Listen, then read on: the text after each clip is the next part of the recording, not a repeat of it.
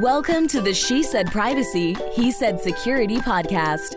Like any good marriage, we will debate, evaluate, and sometimes quarrel about how privacy and security impact business in the 21st century.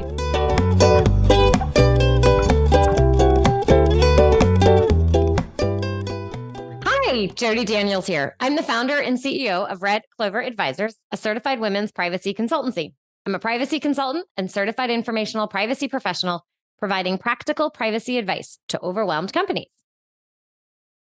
Hello, Justin Daniels here as my wife smirks at me /co-host. I am a corporate M&A and tech transactional equity partner at the law firm Baker Donaldson. I am passionate about helping companies solve complex cyber and privacy challenges during the life cycle of their business. I am the cyber quarterback helping clients design and implement cyber plans, as well as help them manage and recover from data breaches. You make data breaches sound so happy. This episode is brought to you by Red Clover Advisors and the Giddy Factory. We help companies. Can you please? You're making me very giddy. I can't even explain what Red Clover Advisors does. For everyone who has no idea what Red Clover Advisors does, we help companies to comply with data privacy laws and establish customer trust so that they can grow and nurture integrity. We work with companies in a variety of fields, including technology, e-commerce, professional services, and digital media. In short, we use data privacy to transform the way companies do business. Together, we're creating a future where there's greater trust between companies and consumers. To learn more and to check out our best-selling book, Data Reimagined, Building Trust One Bite at a Time, visit redcloveradvisors.com. Well, hello, giddy host today. Thought you told me we should be lively. So I'm should. lively, and then it's like, why are you so excited about a data breach? It's not fun. I'm sorry, audience. The data breach. Very sorry. I'm happy to be monotone. What do you want for me to do here today? I don't know. Okay. I don't know. You could get us started. Let's get this party started. I want to hear you introduce our guest because of what. Oh, you're right. We're going to introduce our guest. Wow, he's making mistakes now. Right. Oh, my goodness. Okay. Well, so Taylor, welcome to our Silly Fest. We have Taylor Hersom, who is the founder of Eden Data and is a cybersecurity compliance nerd, his word, not mine, that is hyper passionate about building world-class cybersecurity programs for startups and beyond. He has dedicated his craft to helping even the earliest stages of organizations realize the benefits of putting data privacy first, from brand recognition to customer loyalty and turning that investment into substantial ROI. So Taylor, welcome to the show. Jody and Justin, thanks for having me. I'm loving the energy. This is going to be a great episode. I can already tell. Now it's your turn to get started. I can speak now? Yes, you can. All right. Well, here's how I'm going to do it. Taylor, tell us about your career and how you got where you are today. And no one's going to ever listen to us ever again. Well, you said I was too lively about data breaches. Taylor, tell us, man, how's your career evolved? Talk to us. Absolutely. I'll keep it high level. I started by selling my soul to Deloitte, was there for a number of years doing IT audit in the financial space. So for mostly publicly traded companies. And then I transitioned into being a chief security officer, quit my job the week before COVID started, thinking that I had all these opportunities. They all went to hell in a handbasket because the world went to hell in a handbasket. And so out of necessity, I said, man, my wife's going to kill me. So I need to figure out how to make some money here, and started my career on Upwork. And that's where it's not my career, I guess my company started on Upwork and doing consulting and transitioned that into what Eden Data is today. I knew I liked you. I also started my career at Deloitte and I worked alongside your team, but I was on the financial statement audit side. And your team was way smarter then. Yeah, I could not do what you do. Not at all. And Taylor, whether I make money or not, my wife usually wants to kill me anyway. Okay, that makes me feel better. Oh, goodness. Okay, we're going to bring this back to security today. So we mentioned this a little bit in the intro, but why should companies, especially smaller ones, care about security?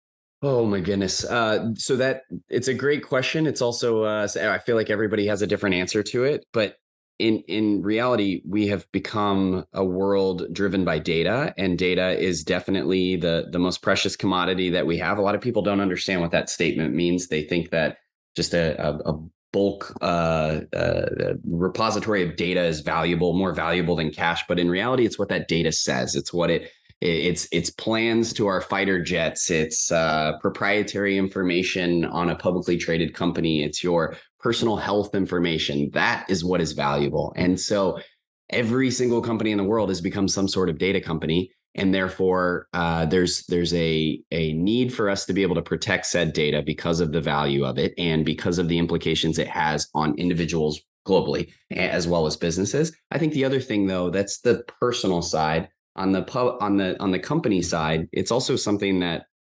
investing in security allows you to build trust with your customers. You guys nailed it in the intro, but essentially, right now we are building brands by building loyalty, by building trust with our customers. And in order to do that, you have to give your customers the sense that you care about them and you care about the data they're giving you, the information they're giving you, the relationship you have with them. And so security allows you to accomplish that. So Taylor, I want to ask you a follow-up question because when I go on shows, I'm very clear as to why startups don't care about security because it doesn't drive revenue. But an interesting offshoot of that is I still see in even Series A deals or even growth stage where private equity firms, venture capitalists don't make security the priority it should be. And I'd love to get your views on what you see when you're dealing with some of your customers who might be VC backed. Honestly, you're completely correct. We don't get customers that wake up and say, darn, I really care about my customers' data and therefore I want to protect it. And so I'm going to invest in protecting that data. It is usually, I am about to lose this deal. I am some small startup that is suddenly selling to Walmart and Walmart's saying, I need my SOC 2 attestation or I need my ISO 27001 certification. And so security is indirectly tied to revenue in that case. However, I think that a lot of times what we're seeing is that they want to care about it. It's just that startups are classically running lean and they're being driven by VCs. I think a lot of the issue that you touched on, Justin, is driven by the VCs and private equity groups because they are the ones saying, if you need to be growing constantly. If you're not $1 billion company, then you suck, is like basically the message that's being given. And because of that, things like security are looked at as a cost center, even in reality, they are revenue generating. It's just not as tangible as you can tie to marketing and to your sales and things like that. So that was a long-winded answer, but I do think it's a more complicated situation and they simply don't care. I think it's just simply that it's not their biggest priority. I see the contract piece all the time on the privacy side as well. They get this contract. It includes all kinds of provisions for GDPR. They're going to be global. I'm going to process data from the EU person. Help me become GDPR compliant overnight. Can I just, or my favorite one is I need a cookie banner so that I'm compliant. No, there's a lot more, everyone, to complying with the privacy law, especially GDPR, than the cookie banner. And the same is true for CCPA. So a lot of times people think it's some of the outward facing pieces, and there's actually so much that's on the inside. And hopefully all of these companies don't just sign on the dotted line and say that they have it all. I've seen that too, which we don't want that either. There's a lot of contracts floating out there right now that someone is just blindly agreeing to the terms set forth by a bigger organization. And I think that when regulations start to come more into play and that they start going after more than just the Googles and the Facebooks of the world, or the enterprises start to pursue legal action against the companies that they do business with because of them neglecting to actually protect their data. I think we'll start to see a shift in the market, but today I'm not seeing a bunch of that. I think the ones you're seeing are the ones that are publicly noted, which are the SolarWinds of the world that are exposed either directly or indirectly through a vendor. So Taylor, one of the things I wanted to ask you about, we've talked about on many shows, and I'm sure you've seen this, about the threat of ransomware. But one of the interesting things that I wanted to talk about is I work with a lot of mid-sized companies, but then I work with Red Clover, and Jody shows me all the interesting ideas that entrepreneurs have around using artificial intelligence. And what I'd love to learn a little bit more from your perspective is they look at it as, hey, this is a way to run really lean, but they don't appreciate what are the cybersecurity risks and privacy risks around AI. And I'd love to know, does this conversation even come up in your work, or they're just going full speed ahead and damn the torpedoes? Unfortunately, it is more the latter. We are the ones that are having to drive the conversation for our customers. And we typically are the ones finding out after the fact that AI is being used in some form throughout the organization. I think that everybody is very much jumping on the bandwagon of AI. And so they're starting to use it in many different departments for many different use cases. But unfortunately, it's back to shadow IT, which we've never solved for. This is just a new form of shadow IT. You've got these tools being used in an organization that you have no knowledge of. And that's a big problem. And now you have OpenAI announcing this last week where they are essentially expanding out their capabilities to be able to use their platform to build basically any kind of automated function and any kind of assistant. But the problem is that it's an open call on APIs, and it's going to create so many vulnerabilities and implications for SaaS companies, especially. I think it's going to get worse before it gets better, unfortunately, because nobody is back to, they didn't give a damn about security. And so why would they give a damn about security around AI? Excuse my French. This could be one of the mistakes that you might share, but what are the common mistakes that you see companies make that, if they actually addressed it, would make a significant difference in data protection? I think a lot of times, well, we actually just talked about a really good one, which is that a lot of times the customers that you are doing business with are outlining the things you need to be doing in order for them to do business with you. And we have a lot of startups that will just blindly sign contracts. We've seen it, and not our customers. We've tried to educate them on that, but we see a lot of startups just blindly signing these agreements, when in reality, you could be taking those requirements and start to be building a baseline security function. You are protecting yourself legally, of course, with your customers, but you are also, of course, addressing risk in your environment. I think that if people just took a little more time to get legal and security together, or even just legal and whoever is managing security, if you don't have someone if you have someone wearing multiple hats, if they just came together and came up with a game plan and put a little more focus on that aspect, there would be a much lower risk to their business, and they would also have a bigger impact on security as a whole throughout the organization. So I think that's a huge gap area today that doesn't get, at least in the startup world. Yeah. Well, Taylor, I'm just curious for your perspective, again, as it pertains to startups, is how often do you see them have publicly traded companies, and do they have any idea of what's coming their way in December when the SEC cyber rules become live?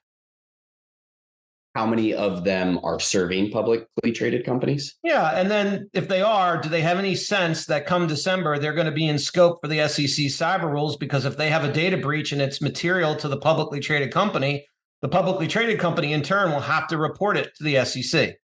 Right. Yes. This is another area that I think everybody's got their head in the sand. I think even beyond just the startup world, nobody really understands the implications. And then you also have these various privacy standards that have been released, but they haven't made a huge impact. So you've got GDPR, you've got CCPA that turn into CPRA, and there are some high profile legal cases around them, but they haven't impacted the average startup founder, or they haven't impacted the average SMB.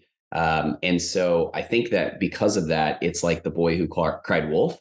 I think that people look at this as just, oh, this is just another example of a regulation of them trying to get us to do something that we don't actually really have to do.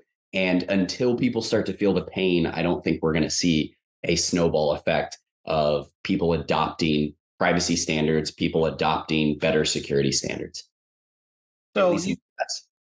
So you recently talked about, how ransomware is a big threat. We touched on AI, but what are some of the other threats that you're seeing today? Like, for example, I'm seeing SIM swaps becoming more in vogue. What are you seeing out there?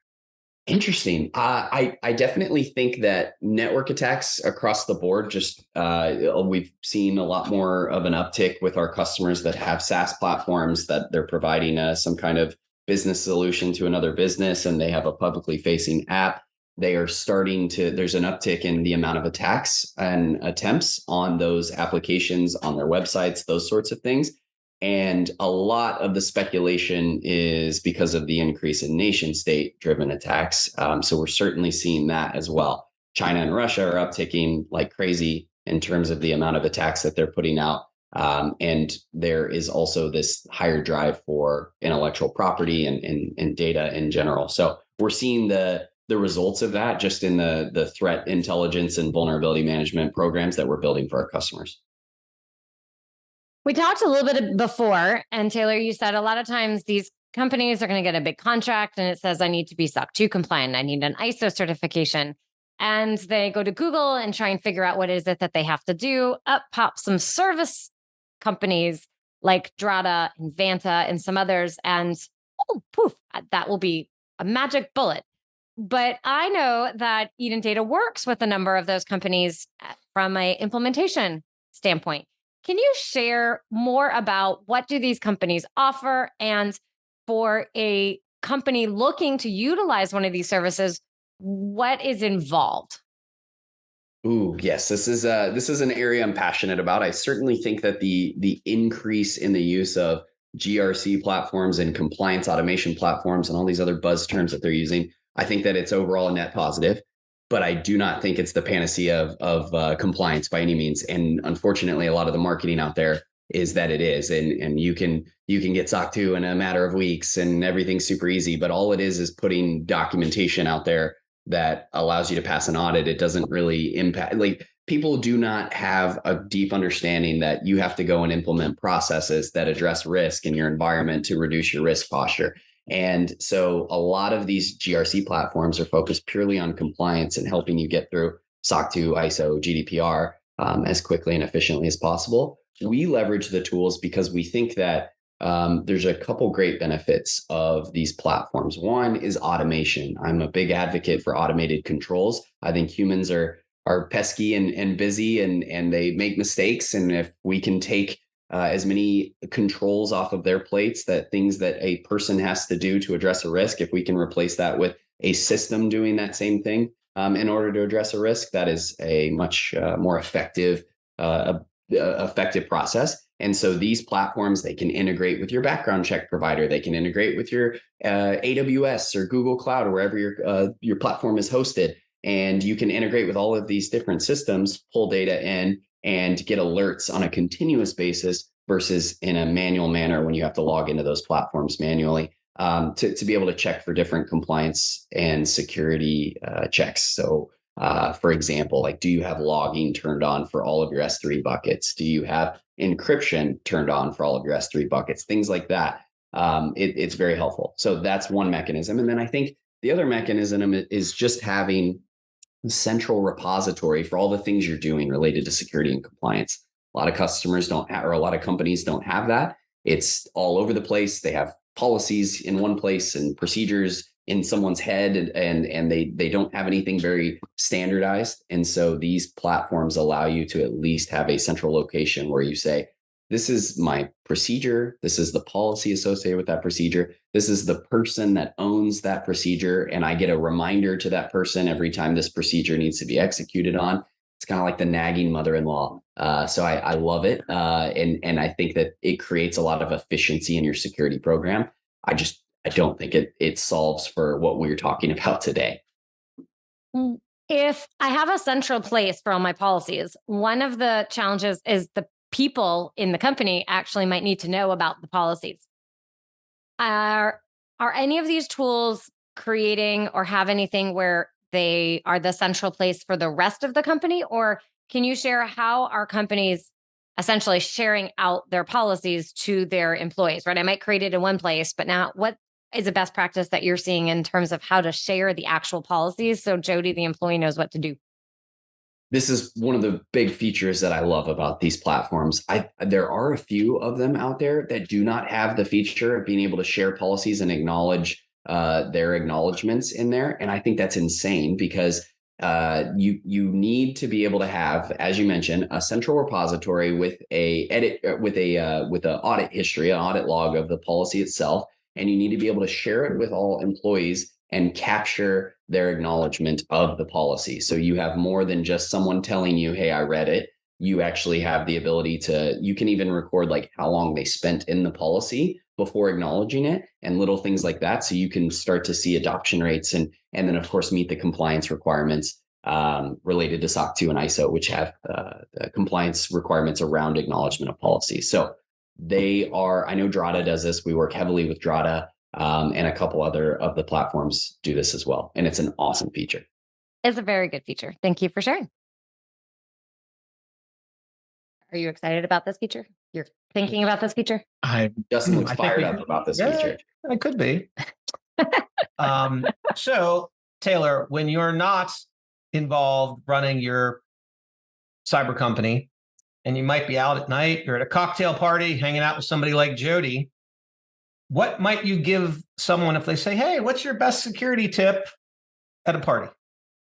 Best security tip at a party. I feel like everyone is always covering the same ones, like the multi-factors of advice of the world. Like that still rings true and people still suck at that. But if I were to give something that's a little more non-traditional, like some of my friends don't realize that like using Apple Pay, I tell everyone use Apple or Android Pay whenever possible and stop putting your credit card information everywhere because the Apple Pay is the equivalent of a one-time code, just like with the OTP password, secondary authentication. So I tell people all the time, use Apple Pay, use Android Pay, use something like that rather than just using your credit card. And that's online and in person. Let's see what else. Yeah, VPN, I feel like that one gets thrown out a lot, but people still just don't friggin' use VPN. They don't invest in a good router for their houses. Like I think a lot of businesses, especially in the post-COVID world, were so concerned with our network security at the AWS or GCP layer, at the infrastructure layer, but we don't focus on what about what Betty Sue has at home and how she's protecting her Wi-Fi connection every time she logs into any of our third-party applications or in-house applications. And when you're not building a security consulting company, what do you like to do for fun? Oh my gosh, this is like going to be such a lame answer because I really just love to work and I'm a security nerd and I love what I do. So I spend a lot of time, probably too much time on the business and working with customers and whatnot. When I'm not doing that, I've got a bunch of dogs running around. We have multiple dogs. And so I go on a lot of hikes and walks and stuff with them. I'm an avid reader. I like to go snowboarding in the winter, even though I'm in Austin, Texas. So I got to get on a plane to get somewhere that has any kind of inclination. But those are a few of the hobbies that I love to do. Do you have a favorite spot for your snow activities? I do actually. It changed in the last year. I got to go to Lake Tahoe, and I went to Heavenly, I think is what it's called, where you can snowboard in California, you can snowboard in Nevada, and it's amazing. It's beautiful. You're overlooking the lake. Yeah, that's my highlight. Maybe it'll change this season, but I'm definitely going back to Tahoe. And where can people find you if they'd like to learn more and stay connected? Yes, I'm active on LinkedIn and Twitter, not much else. So those are the two spots. Taylor Hersom on either of those. Would love to connect with folks. And I'm here to nerd out on security and compliance anytime. I've seen security is fun. You do that. You spend your free time reading all kinds of fun and interesting things.